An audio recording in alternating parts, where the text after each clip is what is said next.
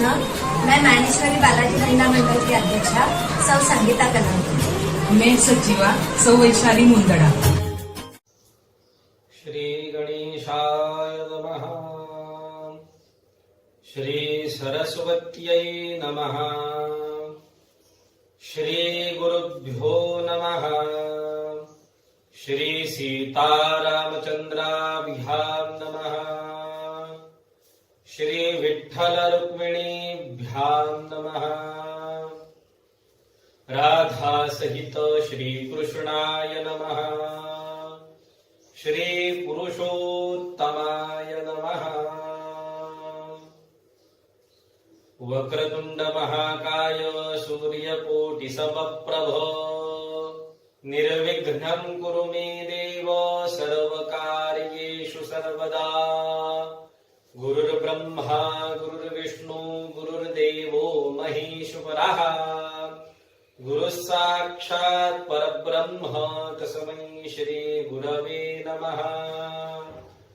विनायकं गुरुं भानुं ब्रह्मा विष्णु महेश्वरान् सरस्वती प्रणम्यादौ सर्वकार्यार्थसिद्धये। शान्ताकारं भुजगशयनं पद्मनाभं सुरेशं विश्वाधारं गगनसदृशं मेघवर्णं शुभांगम् लक्ष्मीकान्तं कमलनयनं योगिभिर्ध्यानगम्यम् वन्दे विष्णुं भवभयहरं सर्वलोकैकनाथम्। कस्तूरीतिलकं ललाटपटले वक्षस्थले कौस्तुभम् नासाग्रे वरमौक्तिकं करतले वेणुकरे कङ्कणम्। सर्वाङ्गे हरिचन्दनं सुललितं कण्ठे च मुक्तावली। गोपस्त्री परिवेष्टितो विजयते गोपालचूडामणि।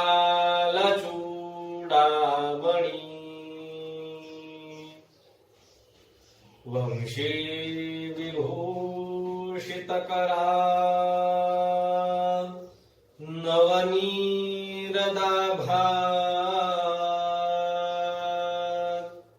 पीताम्बरा दरुणबिम्बफलाधरोष्ठा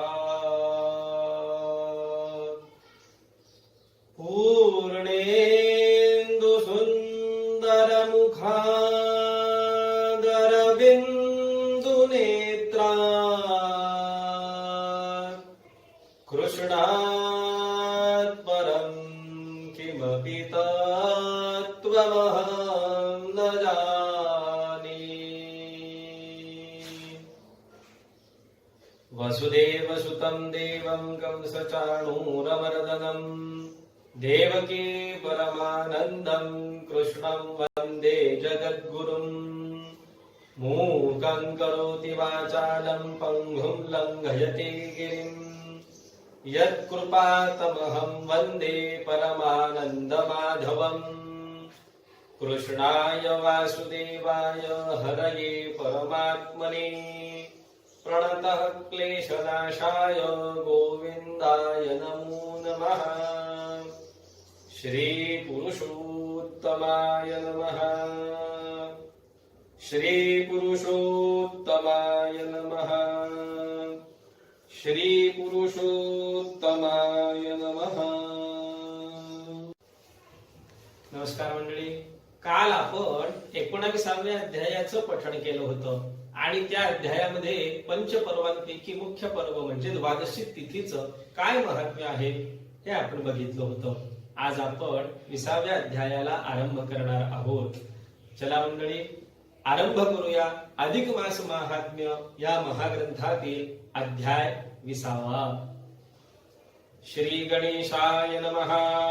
श्री राम भक्त वाल्मीकी ऋषी पुनश्च सांगत दृढधन्यासी राया हरिने इंदिरेसे पंचपर्व महात्म्य कथिले जे ते ऐकून क्षीराब्धिनंदिनी मारुती हरिते हस्त जोडुनी म्हणे हो प्रभो कृपा करुनी उत्तम कथा कथिलीत परी पुनश्च लोक कल्याणार्थ अधिक मास महात्म्य सांगा अद्भुत ऐसे तियेचे ऐकून भाषित प्रेमे बोलत श्री हरी अगे कांते अधिक मासात द्वादशी पुनव व्यतिपात ह्या दिनी दान देता किंचित महत् फल प्राप्त होते जे सकळ यज्ञांचे पुण्य आणि सर्व तीर्थांचे फल जाण ते सर्वही यानेच मिळून लाभते मोक्ष सदनही व्यतिपात पुनवद्वादशी ह्यातून कोणत्याही दिवशी विशेष करावे या दानासी ते प्रिये तुझसी सांगतो उत्तम गुणे मिश्रित केले साजूक घृता माझे तळिले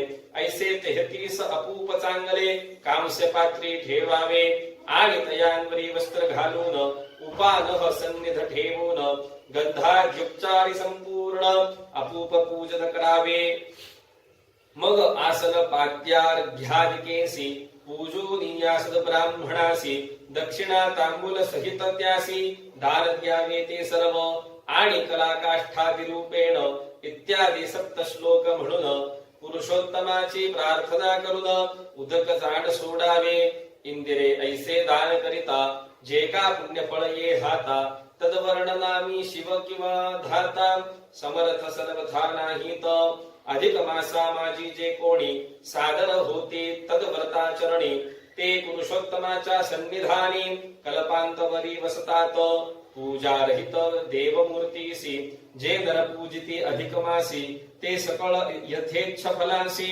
पावती जाण निश्चये तैसेची गो ब्राह्मण पूजन भक्ती भावे करिते अनुदिन तेही यथेच्छ भोग भोगून स्वर्ग भुवन पावते अधिक मासी तुळशी प्रती पूजिता सर्व मनोरथ पुरती आणि अंती अक्षय स्वर्ग प्राप्ती होते जाण निश्चये गंधर्व अप्सरा यक्ष प्रेत आणि सर्व पक्ष्यादी जीव बहुत अधिक मास पुण्ये पाप निर्मुक्त होऊन स्वर्गी पावले याच विषयी पूर्ववृत्त ऐक प्रिये तुझ सांगतो ऐक याच्या श्रवण मात्रे देख पापे सकळ लोपते कुबेराची प्रिय परम स्मित विलासिनी जियेचे नाव ऐसी एक अप्सरा उत्तम इंद्रलोकी वसतसे ती एकदा क्रीडावयासी सवे घेऊन या सखियासी स्वर्गी होनी मृत्युलोकासी कुरुक्षेत्री पातले चिरकाळपर्यंत ते स्थळी सखिया संगे बहु क्रीडली मग सुगंध पुष्पे वेचुनी चांगली माळ गुंफिली तियेने स्वहस्ती घेतली ती माळ दिगंती चालला परिमळ तो तियेच्या हृदयी कामानळ अतिप्रबळ भडकला तेने ती जाहली कासाविस दीर्घ चालले श्वासोच्छ्वास मग समीपवर्ती सखियास म्हणे या समयास काय कीजे ज्याच्या कंठी ही माळ घालून तया संगे मी सुख पावेन ऐसा येथे मज समान पुरुष कोणी दिसेना तरी आता करावे काय कैसे दुःख दिरसेन बाई ऐसे ती अप्सरा नाना तराही सखिया लागी बोलतसे तो दुर्वास ऋषी महाकोपन तेथे अवचित पातला जाण तया पाहताची तद्भय करून सख्या तेथून पळाल्या स्मित विलासिनी मात्र एकली काग मोहे तेथेची राहिली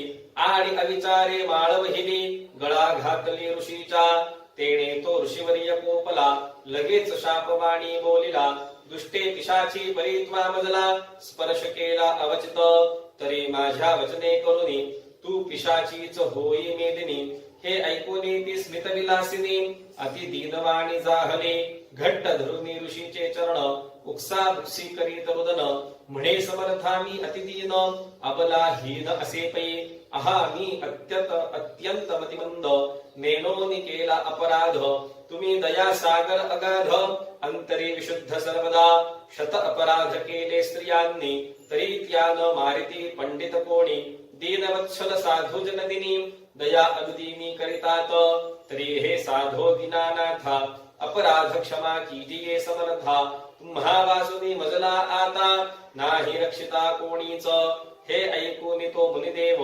यद्यपि असे कोप स्वभाव तरी प्रपन्नारती हरावी सर्व ऐसे सदैव व्रत त्याचे म्हणून तो हृदयी द्रवला आणि ती येते बोलू लागला अगे माझिया शापवाणीला अन्यथा कोणा न करवेचे माझे वचन नव्हे असत्य तू पिशाची होशील हे सत्य परिमद वचने पुढे तुझ पथ्य होईल तथ्य ऐकते महानदीचा अत्युत्तम जेथे सागरीशी झाला संगम तये स्थळी कुमारी नाम क्षेत्र परम पवित्र जे तेथे चतुर्युग सहस्रांती कवणेक स्त्री तापसी सती जिची याज्ञवल्क्य कुळे उत्पत्ती तपस्यार्थ ती येईल आणि ती तेथेच सदा राहून दुष्कर करिता तथाचरण अष्टाधिक 100 पूर्ण अधिक मास जातील त्या प्रत्येक अधिक मासात स्नान दान दीपार्चन अयाचित उपवास नक्त मौन व्रत इत्यादी सतत आचरीलती तै तू पीडित क्षुधातृषांनी फिरता फिरता दैवे करुणी अधिक मासे कृष्ण द्वादशी दिनी त्या कुमार क्षेत्री जाशील तेथे त्या तापसीसी पाहून तिला सत्वर भक्षावे म्हणून धावत धावत वेगे करून तत्सन्निध जाशील तो तद्दर्शन मात्रे सोज्वळ तुझ ज्ञान उत्पन्न होईल मग त्या तापसीसी शुभ बोलू लागशील ऐसे की हे तपस्विनी पुण्य सरिते अगाध करुणा मृत सरिते मजवरी कृपा करोनी माते लोपवी दुरिते सर्व ही लहान थोर सर्व जीवासी घोर मृत्यू देणे अहरनिशी परे विधातये पिशाच योनीसे क्षणमात्रे कोणासी न ठेवणे हे पिशाच अति निकृष्ट बहुतची येते होती कष्ट म्हणून माते विनविते स्पष्ट करे उत्कृष्ट कृपा आता ऐसे तुझे दीन वचन ऐकून येती तापसी तत्क्षण एक अधिक मासीचे व्रतफल संपूर्ण तुझ लागुनी अर्पील त्या अधिक मास फले तत्क्षणी मुक्त होशील शापापासुनी या माझ्या शाप वचनी अंतर न पडे चित्री शुद्धी ऐसे सांगोनी दुर्वास मुनी पुढे गेला स्वेच्छे करुनी आणि अप्सरा स्मित विलासिनी पिशाच योनी पावले दुर्घटवना माझारी कंटक वृक्ष परोपरी उदक न मिळे चूळ भरी वास करी दुःखाने आळे पिळे वृक्षासी घेत बहुष्पापदे संगे असत सदा तळमळे क्षुधाक्रांत करी घात जीवांचा ऐसी युग सहस्र पर्यंत तेथे राहिली दुःख भोगीत पुढे फिरता फिरता अवचित मही सिंधू संगमी पातले शाप मुक्तीची वेळा आली क्षुतृषांनी बहु पीडिली तव पुढे तापसी देखिली ती ते धावली भक्षावया तो अंतरी उपजले ज्ञान मुनी वचनाचे झाले स्मरण तापसीचे धरिले चरण भागे शरण निघाले आणि आपला पूर्व वृत्तांत तापसीस कथिला साध्यंत तवती होनी दर्यारद्र चित्त सत्य करित मुनी वचन एके अधिक मास व्रताचे पुण्य दीधले तये पिशाची लागुन तेणे ती तत्काळ मुक्त होऊन स्वर्गी जाती जाहले ऐसे अधिक मासाचे महिमान प्रियेत वर्णना समर्थ कोण ब्रह्मा शेष की मी नारायण हे ही संपूर्ण तटस्थ दिल्या विडे न मिळे काही हे सत्य सत्यची जैसे पाही तैसे अधिक मासा हुनी काही अधिक काही सत्य सत्य जैसा मजसम नाही कुमान आणि नारी नाही तुझ समान तैसाचे अधिक मासा सम आन मास नसेचे ब्रह्मांडे पर्वता माझी श्रेष्ठ मेरू की ग्रहा माझे भास्करू की पक्षा माझी विनता कुमरू की रोहिणी वरू उडुगणात की द्विपदा माझी ब्राह्मण की चतुष्पदा माझी गौ जाण की वृक्षा माझी अश्वत्थ महान की गंगा श्रेष्ठ सरितात तैसा सर्व मासात उत्कृष्ट अधिक मासचे असे वरिष्ठ ऐसे सकळ हे मुनिश्रेष्ठ बोलती स्पष्ट जाण तू अधिक मासाची ठाई जे स्नान दानादी करावे काही ते घृत पावकन्याये सर्वही होते अक्षयी जाण तू ऐसे श्री हरिने कथिता पुनरपि प्रश्ने क्षीराब्धिसुता ती परम पावन सर्व कथा पुढच्या प्रसंगी वर्णिजेल श्री अधिक मास महात्म्य सार बृहन्नारदीय पदमाधार सज्जन श्रोते ऐकोत चतुर विंशति तमोध्याय गूढः श्री कृष्णार्पणमस्तु।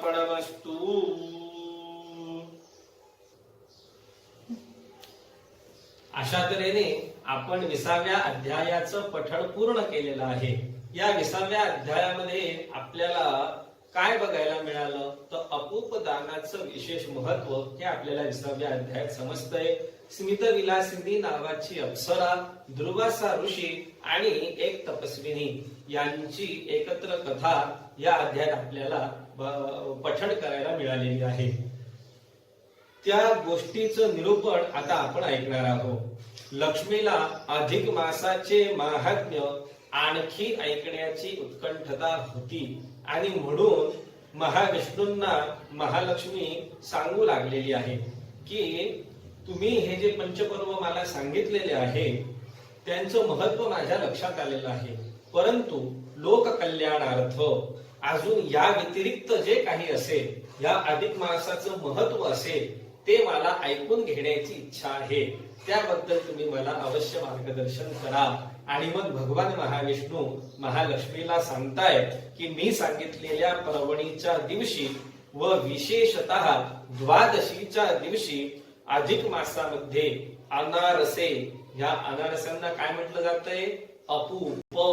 तर या अपूपाचं, अनारसाचं दान खास महत्वाचं आहे. हे आपल्याला सर्वांना ठाऊकच आहे. तुपात तळलेले गोड असे 33 अनारसे मोठ्या काशाच्या भांड्यात घ्यायचे आहे. त्या भांड्याला झाकण लावायचं आहे, त्याच्यावरती वस्त्र लावायचं आहे आणि मग गंधादी उपचारांनी म्हणजे गंधफूल, हळद, कुंकू यांनी त्या भांड्याची पूजा करायची आहे. आणि मग असं पूजन झालं की सदाचरणी ब्राह्मणाला आपल्या घरी आणायचं आहे, त्यांना आमंत्रण द्यायचं आहे, त्यांचं पूजन आपल्याला करायचं आहे, त्यांना दक्षिणा द्यायची आहे, दक्षिणेनंतर त्यांना विडा द्यायचा आहे. आणि मग हे अनारशांचं भरलेलं कांस्य पात्र त्या वस्त्रासहित त्या ब्राह्मणाला, त्या गुरुजींना आपण दान द्यायचं आहे. मग हे दान केल्याने अतिशय महत्पुण्य आपल्या पदरी प्राप्त होत असतं किंवा आपल्या पदरी पडत असतं. पुरुषोत्तमाची प्रार्थना करायची आहे, म्हणजे भगवान महाविष्णूंची प्रार्थना ते दान देत असताना आपण करायची आहे. असं अनारशांचं दान म्हणा किंवा काही काही जण याला वाण देखील म्हणतात, अधिक मासाचं वाण. तर हे जे वाण आहे हे आपल्या जावयाला विष्णू स्वरूप मानून त्याचं विष्णू स्वरूपात पूजन करून त्याला देखील जर दान दिलं तरी अतिशय महत्पुण्य हे आपल्या पदरी प्राप्त होत असतं. आणि म्हणून ती पद्धत जी आपण आचरण करतो की जावयाला विष्णू स्वरूप मानतो. मधुपर्क पूजन म्हणजे लग्नाच्या वेळी जेव्हा आपण होणाऱ्या जावयाचं मधुपर्क पूजन करत असतो त्यावेळेला देखील आपण त्याला विष्णू स्वरूप मानत असतो आणि आपली कन्या ही लक्ष्मी स्वरूप आपण मानत असतो. आणि म्हणून अधिक महिन्यात देखील जावयाला विष्णू स्वरूप मानून त्याची पूजा करून त्याला हे अपूपदान आपण करायचं असतं. त्याच्यानंतर अधिक मासामध्ये रोज गायीची, ब्राह्मणाची, तुळशीची पूजा ही कृष्ण स्वरूपात मानून माझीच पूजा तुम्हाला करायची असते. अशी जर आपण पूजन केलेलं तर त्या पुण्याची ख्याती ही अतिशय अवर्णनीय अशा स्वरूपाची आहे. अशा पुण्याने सर्व प्राण्यांचा, देव, यक्ष, गंधर्व इत्यादींचा, मानवाचा अतिशय मोठ्या स्वरूपात उद्धार होताना दिसून येत असतो. याच विषयासंदर्भात एक कथा आता भगवान महाविष्णू महालक्ष्मीला सांगत आहे. इंद्रलोकामध्ये म्हणजे स्वर्गामध्ये स्मित विलासिनी नावाची एक सुंदर अप्सरा होती. ती कुबेराची अत्यंत प्रिय होती. एकदा ती तिच्या मैत्रिणींसोबत एका वनामध्ये फिरायला गेलेली होती आणि त्या वनामध्ये फिरत असताना तिथे ती पुष्कळ काळ राहिली आणि तिथेच राहताना तिने अतिशय उत्तम सुगंधी फुलं जमा केलेली आहे आणि त्या सुगंधी फुलांची तिने माळ गुंफलेली आहे. आणि त्या फुलांच्या सुगंधाने काय झालंय तर मग तिला आता मदन बाधा झालेली आहे. तिची काम वासना जागृत झालेली आहे. कोणत्या तरी योग्य माणसाच्या गळ्यामध्ये ही हार घालावा आणि त्याच्यासह आपण विलास करावा अशी तिची इच्छा आता जागृत झालेली आहे. पण तिच्यासारखा किंवा तिच्या बरोबरीचा मनुष्य आजूबाजूला तिला दिसतच नव्हता. पण तेवढ्यात काय झालेली आहे की आपल्या ज्या सर्व सखी आजूबाजूला होत्या त्या सख्यांना तिने तिच्या मनातली ही गोष्ट बोलून दाखवलेली आहे. आणि तेवढ्यात तिथे दुर्वासा ऋषी आलेले आहे. बरं, हे दुर्वासा ऋषी कसे आहेत हे आपल्या सर्वांना ठाऊक आहे. ते अत्यंत क्रोधिष्ट आहे, अत्यंत रागिष्ट आहे. जसं तिच्या सख्यांनी दुर्वासा ऋषींना येताना बघितलं, लांबूनच नमस्कार केला आणि आपण ताबडतोब स्वर्गाकडे पळून गेलेले आहे. ही मात्र एकटी स्थिती राहिलेली आहे. पण तरी सुद्धा तिने काय केलं की धिटाईने पुढे गेलेली आहे आणि दुर्वासा ऋषींच्या गळ्यात ती माळ घातलेली आहे. दुर्वासा ऋषी लगेच संतापले आणि लगेचच त्यांनी त्या स्मितविलासिनीला शाप दिलेला आहे. एखाद्या पिशाचिनीप्रमाणे तू अचानक येऊन मला स्पर्श केला, जा पिशाचिनीच होऊन राहा, अशा तऱ्हेचा त्यांनी लगेच तिला शाप दिलेला आहे. या शापाने मात्र स्मितविलासिनी अतिशय दुःखी झालेली आहे, अतिशय कष्टी झालेली आहे आणि म्हणून तिने दुर्वासा ऋषींची क्षमा मागितलेली आहे. त्यावेळी आपण एवढ्याशा एका चुकीबद्दल ह्या अप्सरेला खूप मोठा शाप देऊन टाकला, अशी कुठेतरी दुर्वासा ऋषींच्या मनात विचार निर्माण झालेला आहे. आणि म्हणून दुर्वासा ऋषीने तिला उशाप दिलेला आहे. ते काय म्हणत आहे की कन्याकुमारी जवळ, भारताच्या दक्षिण भागामध्ये कन्याकुमारी जवळ 2 समुद्र एकत्र येतात, बरोबर. त्या ठिकाणी भारताच्या दक्षिण तीरी एक तपस्विनी येईल, जिने हजारो वर्षे तपश्चर्या केली असेल. ती तिथे येणार आहे आणि तिला जर दया आली आणि तिने आचरण केलेल्या अधिक मासातला एका दिवसाच्या व्रताचं पुण्य जर तुला दिलं तर मात्र तू पुन्हा ह्या शापातून मुक्त होऊन अप्सरा होऊन स्वर्गामध्ये तुला स्वर्गलोक प्राप्त होणार आहे.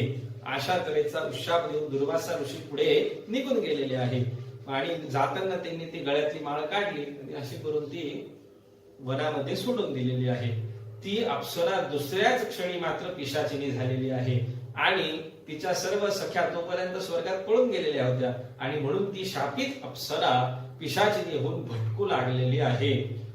दुर्वासा ऋषी तिला म्हणाले होते की तू भुकेने व्याकुळ होऊन त्या स्त्रीला जेव्हा भक्षण करायला जाशील, जेव्हा धावशील, पण तू तिला भक्षण करू शकणार नाही किंवा तुझ्या मनामध्ये आपण हिच्या शरणागती जावं, हिला शरणागत व्हावं असा विचार तुझ्या मनात त्यावेळेला येणार आहे. आणि बरोबर अगदी तसंच घडलेलं आहे. पुष्कळ काळ लोटलेला आहे, जवळजवळ 1000 वर्ष लोटलेली आहे आणि जो प्राणी मिळेल तो प्राणी खाऊन हे हिचं उदरनिर्वाह करत होती. पण एक वेळ अशी आली की ती भटकता भटकता भारताच्या दक्षिण किनारी पोहोचलेली आहे, कन्याकुमारीच्या ठिकाणी पोहोचलेली आहे, जेथे 2 समुद्रांचा संगम होतो त्या ठिकाणी ती पोहोचलेली आहे. आणि अशाच तऱ्हेने ती तिथे पोहोचलेली असताना ही तपस्विनी देखील तिथे आलेली आहे. तत्क्षणी ह्या तपस्विनीला आपण खाऊन आपली भूक शमन करावी अशी भावना या अप्सरेच्या म्हणजे पिशाचिनीच्या मनात उत्पन्न झाली आणि ती पिशाचिनी लगेच त्या अप्सरेकडे, त्या तपस्विनीकडे धावत गेलेली आहे. पण ती जशी जशी तिच्या जवळ जाऊ लागली तसे तसे तिच्या मनामध्ये एक चांगला भाव उत्पन्न होऊ लागलेला आहे. कुठेतरी ती सद्बुद्धी जी सुप्त अवस्थेत तिच्या मनात होती ती सद्बुद्धी आता जागी व्हायला लागलेली आहे. आणि जसं ती त्या तपस्विनीच्या ओऱ्यात पोहोचली तशी तिचं मन तर अगदी पलटूनच गेलेलं आहे. तिच्या मनात लगेच विचार आला की आपण हिला शरण जाऊया, हिचं पुण्य आपण मागूया, जेणेकरून आपलं कल्याण होणार आहे. आणि म्हणून ती तिच्या जवळ गेली, तिच्या पाया पडली आणि तपस्विनीला ती म्हणू लागली की आपलं अधिक मासातलं एका दिवसाचं पुण्य कमीत कमी तू मला दे, अशी ती प्रार्थना करते. तपस्विनीला देखील तिच्याबद्दल दयाभाव उत्पन्न होतो. जे सदाचरणी लोक असतात त्यांच्या मनात कायम सगळ्यांप्रती दयाभाव असतो आणि म्हणून या दयाभावनेने तिने त्या पिशाचिनीला एका दिवसाचं व्रताचं पुण्य दिलेलं आहे आणि हे पुण्य जसं त्या पिशाचिनीला प्राप्त झालं तसं तिचं स्वरूपच बदललेलं आहे. पुन्हा ती स्मितविलासिनी आपल्या स्वरूपात अप्सरेच्या स्वरूपात येती झालेली आहे आणि स्वर्गाप्रत जाती झालेली आहे. पिशाच योनीतून तिची मुक्तता झालेली आहे असं सांगून भगवान महाविष्णू पुढे काय म्हणताय की अधिक मासाच्या व्रताचं पुण्य केवढं आहे हे आता तुझ्या लक्षात आलंच असेल. त्या महत् पुण्याचं वर्णन ब्रह्मदेव असेल, शेषनाग असेल, महादेव असतील किंवा मी स्वतः पूर्ण वर्णन कधीही करू शकणार नाही. कारण की जसे पर्वतात मेरू पर्वत श्रेष्ठ आहे, ताऱ्यांमध्ये सूर्य श्रेष्ठ आहे, पक्ष्यांमध्ये गरुड पक्षी श्रेष्ठ आहे, ग्रहांमध्ये चंद्र श्रेष्ठ आहे, मनुष्यांमध्ये ब्राह्मण श्रेष्ठ आहे, पशूंमध्ये गाय श्रेष्ठ आहे, वृक्षांमध्ये पिंपळ श्रेष्ठ आहे, नद्यांमध्ये गंगा नदी जशी श्रेष्ठ आहे, तसंच या सर्व महिन्यांमध्ये अधिक मास हा अतिशय श्रेष्ठ स्वरूपाचा आहे, म्हणजे उत्तम स्वरूपाचा आहे. असं अधिक मासाचं महात्म्य भगवान महाविष्णू महालक्ष्मीला सांगतायत आणि तोच कथाभाग वाल्मिकी ऋषी दृढधन्वा राजाला सांगता आहे. इथपर्यंतचा भाग आपण या 20व्या अध्यायामध्ये बघितलेला आहे. उद्याचं दान विशेष काय आहे आणि व्रत विशेष काय आहे हे आपण आज बघणार आहोत. म्हणजे दिवसभरात तुम्हाला दानाच्या वस्तूंचं संकलन करता येणार आहे आणि उद्या योग्य सत्पात्र व्यक्तीला त्याचं दान करता येणार आहे. उद्याची देवता जगदियोनी नावाची देवता आहे आणि उद्या आपल्याला काजू आणि चारोळी यांचं दान करायचं आहे. काजू आणि चारोळी यांचं प्रमाण किती असावं ते मी तुम्हाला कायम सांगत आलेलो आहे. प्रमाण कुठलंही निश्चित नाही. ते वाटीभर असतील किंवा 1.25 किलो 1.25 पाव जशी आपली इच्छा असेल त्या पद्धतीत आपण काजू आणि चारोळी आणायची आहे. मात्र एक गोष्ट लक्षात घेण्यासारखे ते पिशवीत दान न देता एका भांड्यात असलं पाहिजे, एका पात्रात असलं पाहिजे आणि ते पात्र खास करून हे काशाचं असलं पाहिजे. त्याला अतिशय अनन्यसाधारण महत्व आहे. त्या काशाच्या पात्रात म्हणा, भांड्यात म्हणा, डब्यात म्हणा आपण यथाशक्ती काजू ठेवायचे किंवा चारोळी ठेवायची आहे, त्याचं झाकण लावायचं आहे किंवा तुम्ही अनारशाचं दान देखील करू शकता. पण ते पण ह्याच स्वरूपाचं काशाचं पात्र असावं, त्यात ते अपूप ठेवावे म्हणजे अनारसे ठेवावे, त्यांना झाकण लावावं, त्यांना वस्त्र गुंडाळावं, त्याचं पूजन करावं आणि मग ते सत्पात्र योग्य ब्राह्मण व्यक्तीला त्याचं पूजन करून त्या दानासोबत दक्षिणा ठेवून आपण त्यांना दान करू शकतो. अशा स्वरूपाने अनारशाचं दान असेल, काजूचं दान असेल किंवा चारोळीचं दान असेल हे आपण उद्या करू शकणार आहोत. त्यानंतर महिनाभर संकल्प करायचा आहे. मग महिनाभर म्हणजे काय, एकदा आपण संकल्प असा घ्यायचा की दान देण्यासाठी काहीतरी रक्कम मी रोज बाजूला ठेवत जाईल आणि महिनाभर मग रोज ती रक्कम आपण बाजूला काढायची आहे. अशा तऱ्हेने महिनाभर जी रक्कम तयार होईल ती मासांती श्रीकृष्णाच्या मंदिरात आपण दान करून यायची आहे. त्या मंदिरासाठी आपण ते जमा केलेलं धन हे अर्पण करून यायचं आहे. अशा तऱ्हेचं एक उत्तम व्रत आपण उद्यासाठी बघितलेलं आहे. उद्या पुन्हा आपली भेट होणार आहे. तोपर्यंत आपली आज्ञा मागतो. सर्वांनी आपल्या आरोग्याची काळजी घ्यावी, कुटुंबातल्या सर्वांची काळजी घ्यावी अशी विनंती करतो. तो उद्या आपण पुन्हा भेटू. तोपर्यंत मात्र नमस्कार.